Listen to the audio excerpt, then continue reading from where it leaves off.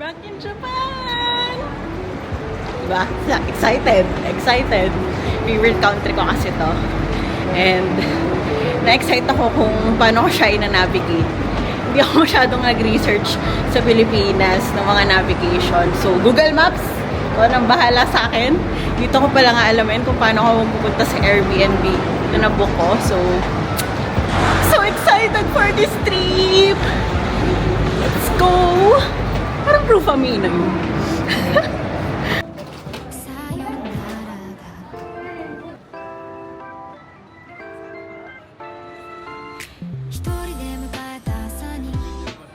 So, first order of business is maghanap ng ATM machine. So, try natin dito. Kailangan natin mag-withdraw ng currency nila, guys. Wala akong dalang dollars. Cash.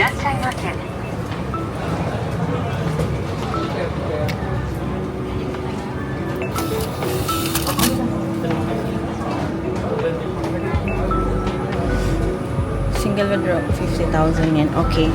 So, let's go with 50,000 yen. 50,000 yen.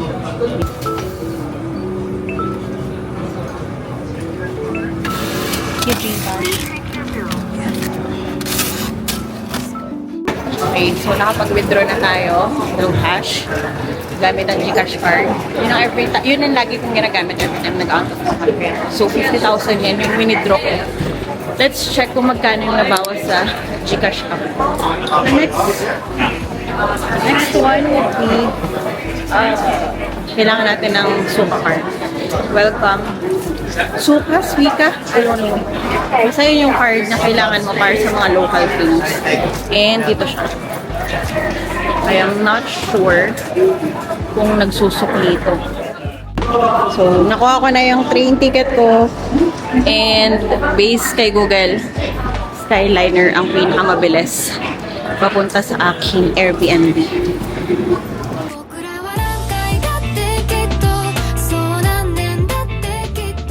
Ang una natin gagawin ay kumain dahil gutom na ako. Nakakita lang ako ng random restaurant malapit sa Airbnb ko and nag-order ako ng, syempre may kanin and miso soup. Authentic miso soup from Japan itself. Grabe. Sarap. Pakita ko sa inyo yung food ko, guys. This is my food. Beef bowl with kimchi, miso soup, and soft-boiled egg. Kain muna ako.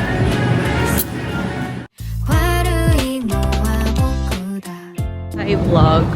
So, this is my first full day in Japan. Hindi ko pa rin alam kung saan ako pupunta. Siguro, mag-Yoyogi Park na lang ako. Malapit sa may Shinjuku. Tapos mag-Shibuya ako sa gabi. So, yun lang. Yun lang plans ko today. Time check. 9:47 na. Alis ko lang sa Airbnb. Diba? Sobrang chill lang trip na to. Let's go! At talagang nilaban ko tong fur. Yes, gano'n.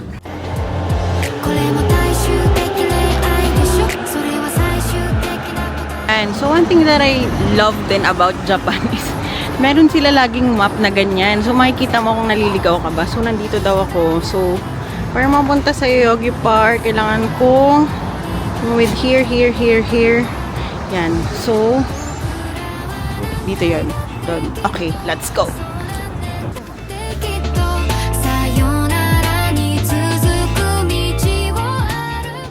Daming trees na nagsistart ng mag-bloom. Nakikilig ako. So happy. Okay, so dito muna. At walang tao, guys. Ako lang. Solo ko yung mga punong yan. Picturean ko kayong lahat. Wait lang. Ganda. Dito muna tayo. Kasi ang ganda ng pagka-pink nito. Ayan. Ano ba? Thank you, Lord! Ang gusto ko talagang puntahan sa Japan ngayon is snow. Kasi snow season pa ngayon. May mga areas pa bandang north na nagsusnow pa. And then, may mga trees na nag-early bloom. So happy. Picture mo na ako dito. Wait lang. 僕らは何回だってきっとそう何年だってきっと We're done with our first park ng pag-hunt sa Sakura. So, ang agenda ko today is pumunta ng Shibuya para kumain. Susubukan ko wag masyadong mamili. Susubukan ko lang ha. I cannot guarantee. Guys, nag-stairs ako from there. Ngayon lang ako nag-enjoy sa stairs. Kasi ang ganda nung kita mo. Ganda? Oh my God. Lord, ba't di mo ako ginawang Haponesa na lang? So, we're currently at Harajuku. One station away lang from Shibuya.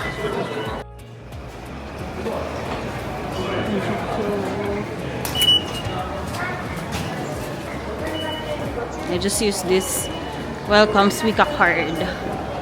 So, yun yung ginagamit sa train. Parang beep card siya. And then, we're going there. Shibuya. The next station is Shibuya. JY20. The doors on the right side will open.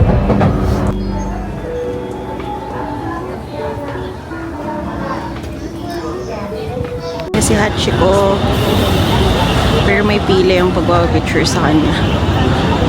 Let's line up. Of course, may proof na nag-Japan ka, kailangan may picture ka with Hachiko.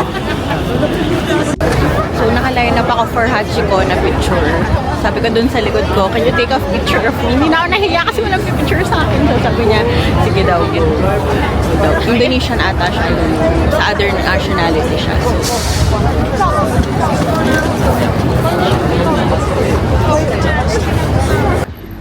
Thank you.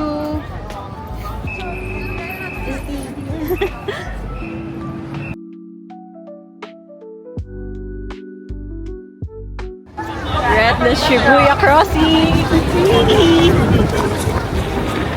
Guys, to be honest lang, pangatlong balik ko na to. Para makakuha ng mga videos.